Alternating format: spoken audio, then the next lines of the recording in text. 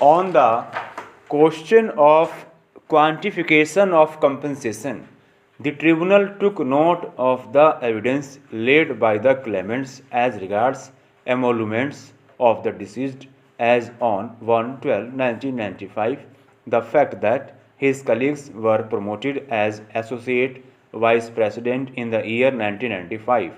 that he too had the prospects of such promotion, and that emoluments of the associate vice president were revised with effect from the month of December 1996.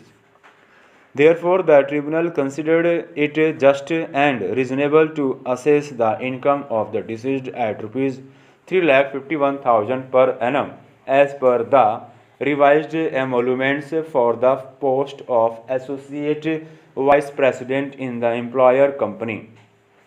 Then the tribunal proceeded to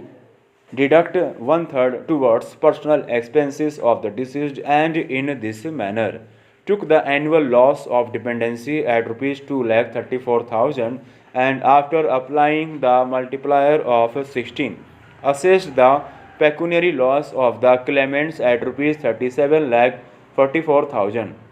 The tribunal further awarded Rs 25,000 towards transportation of dead body and Rs 2,000 towards other expenses, and thus finally awarded a sum of Rs 37,71,000 to the claimants. The tribunal also allowed interest at the rate of 12% per annum from the date of filing of claim application number 80 of 1996. The tribunal allowed a sum of Rs 1 lakh each to the mother and father of the deceased, while observing that they were in the age group of 78 years and were only marginally dependent on the deceased, and apportioned the remaining amount amongst the wife and children of the deceased.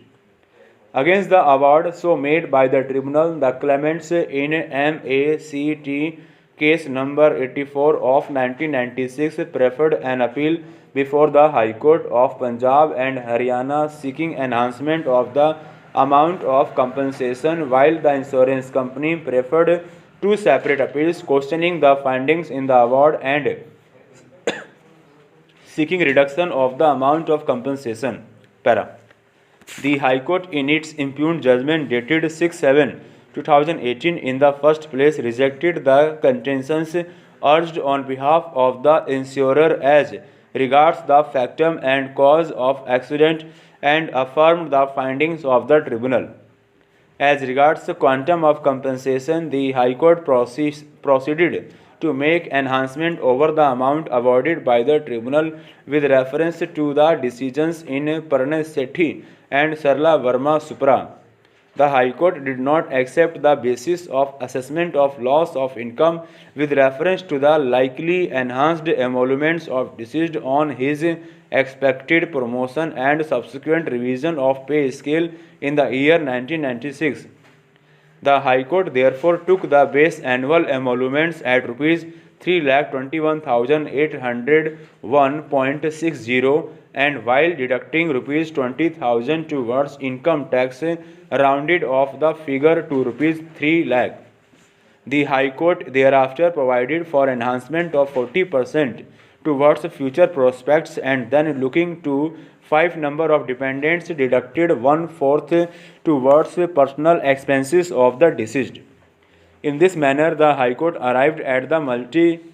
multiplicand of Rs 3,15,000, and while applying the multiplier of 15 in view of the age of the